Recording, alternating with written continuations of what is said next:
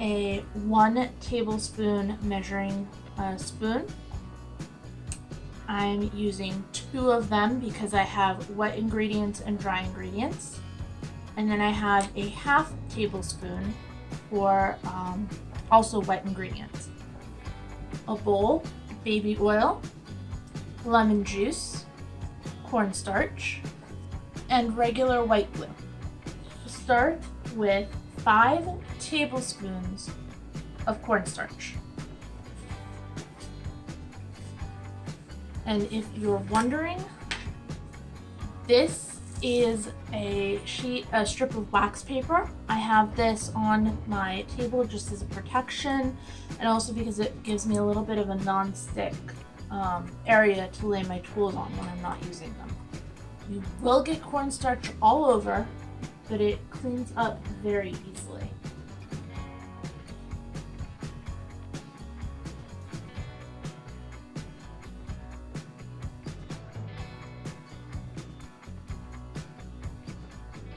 Alright, so now I'm going to use my wet tool to put in 2 tablespoons of glue.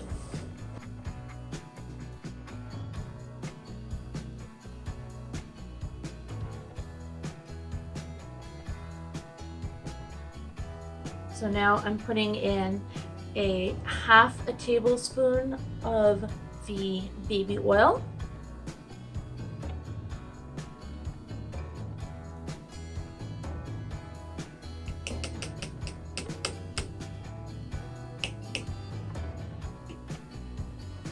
And I'm going to put in half a teaspoon of lemon juice.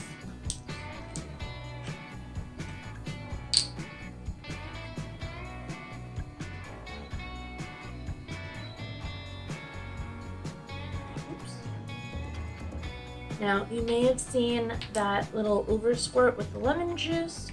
That's fine.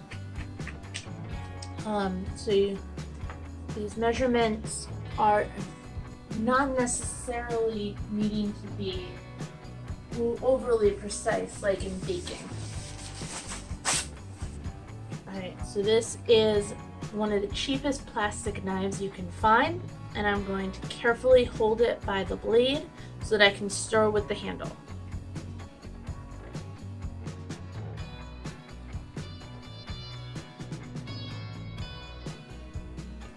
Alright, so now that I've got it loosely mixed, I'm just going to wipe off my knife and go in with my hands.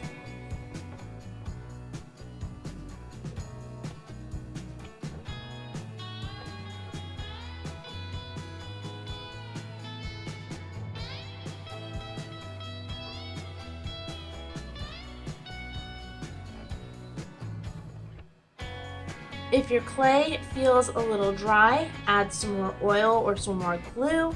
If your clay feels a little wet, you're going to want to add a tiny bit more cornstarch. Believe me, a little bit goes a long way with all of these ingredients. On the plus side though, your skin will feel terrific when you're done playing with this stuff.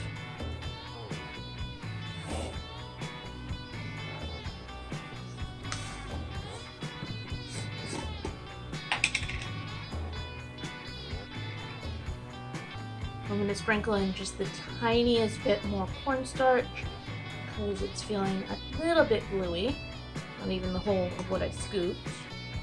Okay, and this particular clay is called cold porcelain. And this is a no-cook recipe. Most of the recipes that you will find do involve cooking the ingredients together on top of a stove.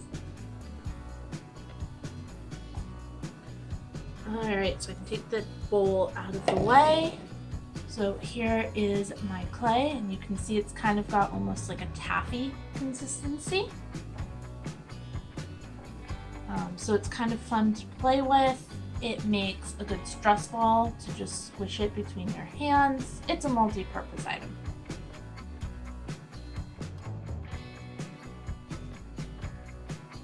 And I'm going to split this in half.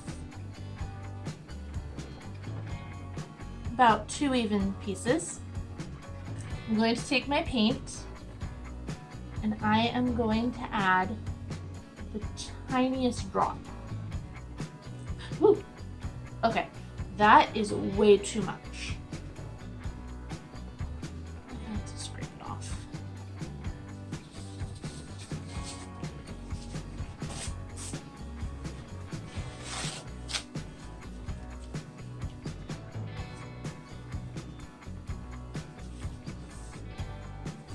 Alright, so that's all that I really need. It's just that one little squiggle.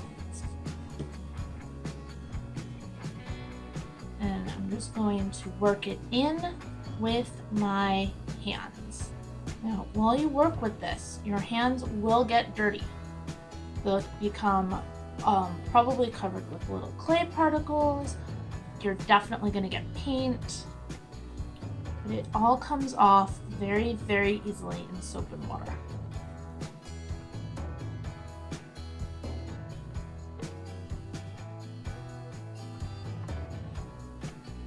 So as you work with it and knead it and squish it and fold it over, the paint will disperse. You won't have quite the marbled effect that I've got going here. In fact, this is getting a little sticky. So the tiniest bit more cornstarch. So I do recommend leaving your oil and your cornstarch open so that you can adjust as you work.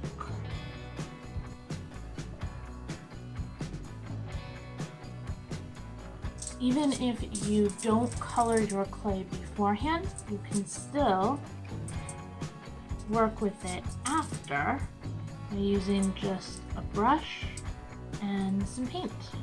It's the exact same paint that I would have used to color my clay. I'm just putting a few different layers on. And because of the nature and texture of the clay, it is going on a little bit unevenly. But I kind of like that. It gives it an old weathered look. And now what I'm going to do is, because I have painted on all sides, I'm going to take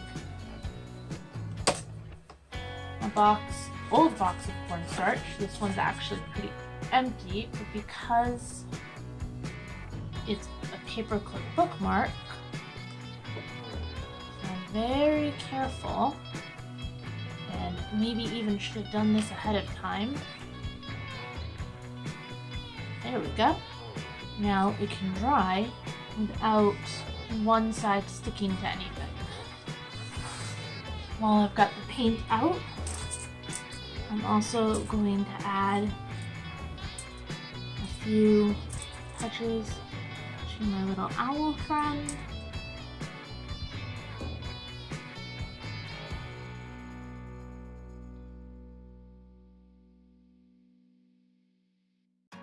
Even with the pieces that I used paint to dye the clay, I can still do a little bit of work. This is even the same paint that was used.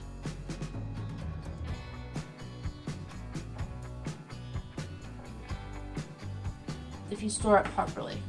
I'm just using a regular plastic wrap.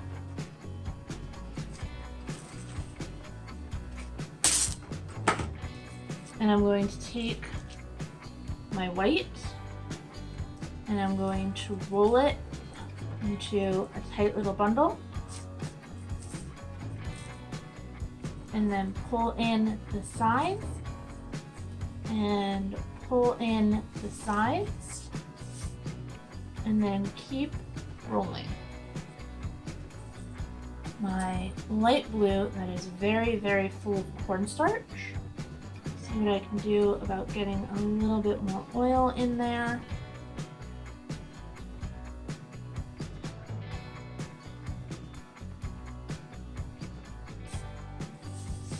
Once you have all of your pieces wrapped in plastic, grab either an airtight Tupperware or a Ziploc bag.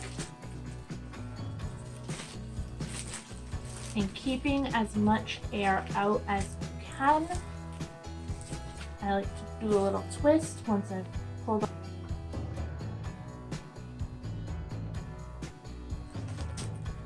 and then that should be able to store for at least a few days.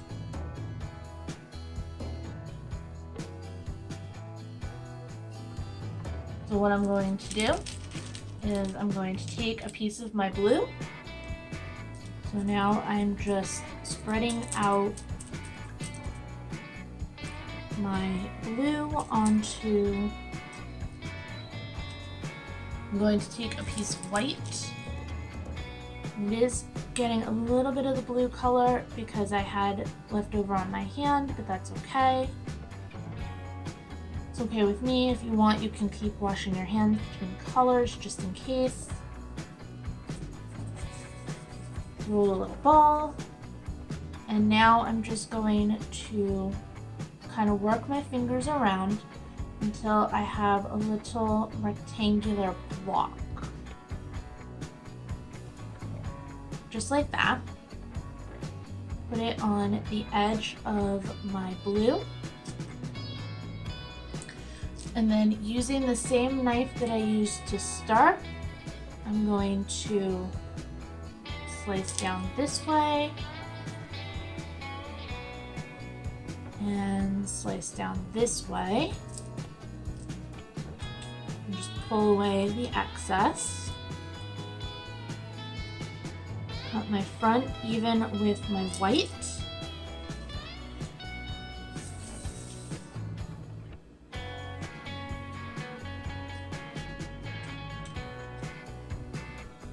So I want everything nice and squared up. Then what I'm going to do is carefully pull up. I'm just going to sprinkle a bit of the cornstarch over my work area.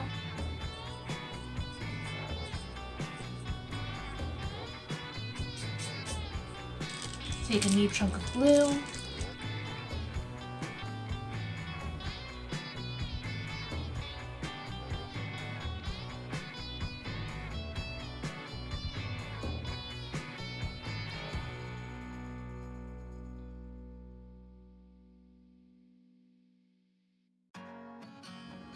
So you want a nice even rectangle. And then fold up and over. The rectangle is a little too big, so I'm going to see if I can just cut away the edge. All right.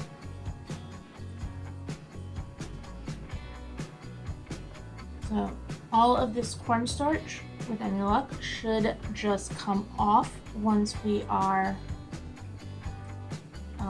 once it has its drying and cooling. Take the paper clip. Now there's two sides to every paper clip. You have one side with a double piece and one side with a single piece. You want to insert the single piece edge into the side of the white part of your book.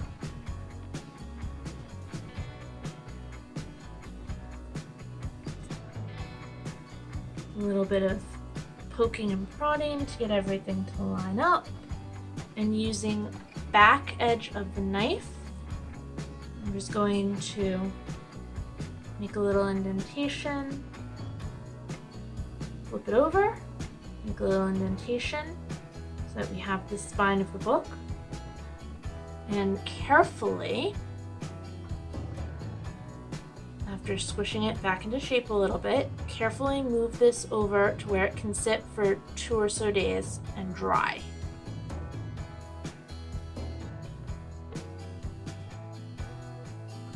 Alright, so I have my big ball, my slightly smaller ball, and my two much smaller balls.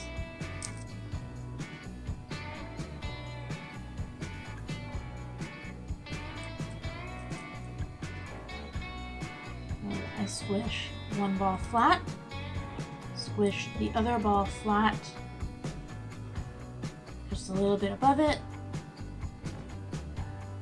touch of oil to help smooth the seam.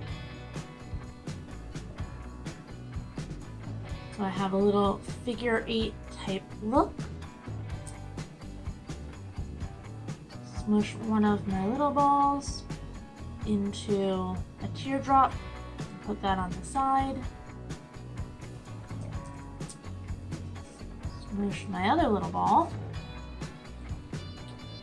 into a teardrop, put that on the other side.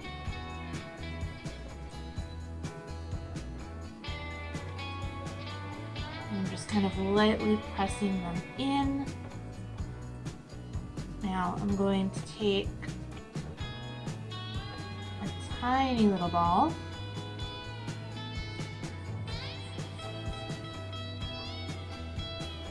make it a flat disc, and that is going to be one eye. I'm going to take another tiny little ball,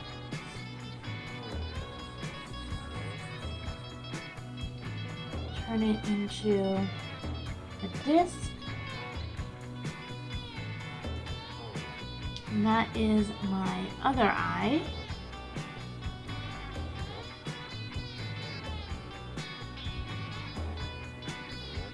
So now I have two eyes, and I'm going to take an even tinier little disc, and I'm going to squish it a little bit flat, and then pinch it into a triangle, and my owl's beak goes right in the middle of the face between the eyes. Put this aside to dry for 24 to 48 hours, and then you can paint it however you'd like. If you have a toothpick, you can maybe draw some feather texture into your owl.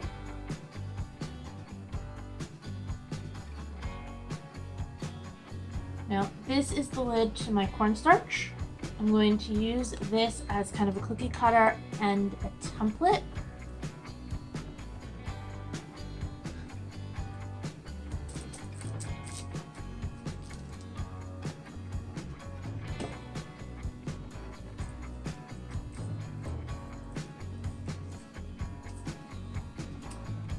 So now I'm going to take my white,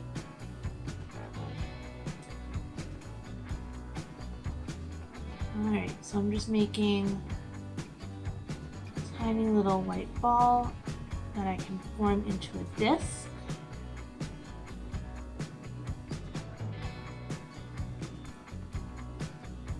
I'm putting that in the middle and kind of working it in so that it doesn't have a lump. Make myself a little snake.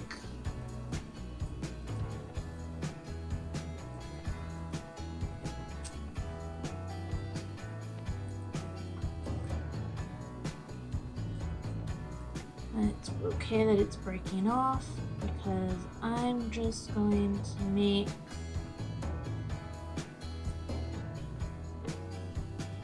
myself a little flower design.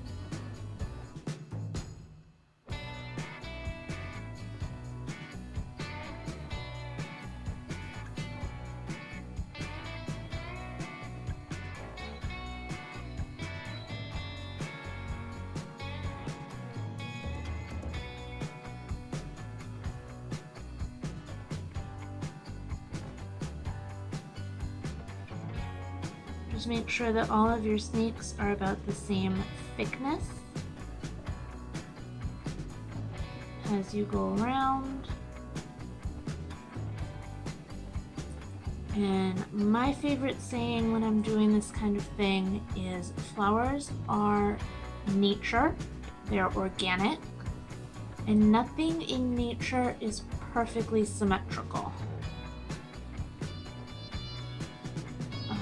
And I'm just going to put a decorative border.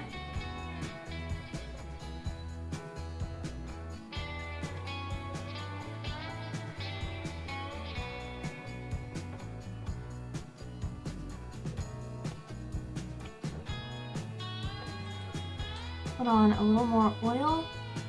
Making this up as I go along, people. Put on a little more oil, hoping that it will be a little bit non-stick.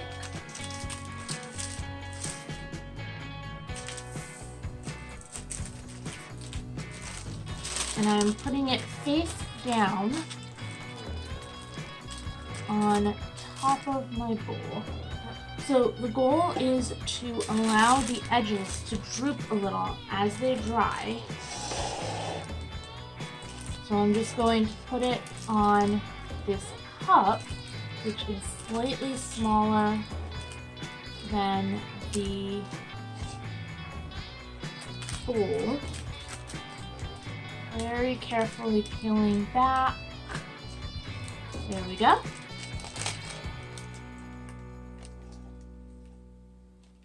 So I have my wax paper between the cup and the clay, and clay is upside down, so when it hardens or dries, so right now it's like this, and when it's dry in a day or two, I can flip it over and have a bowl to put my keys or my jewelry or anything else not food into.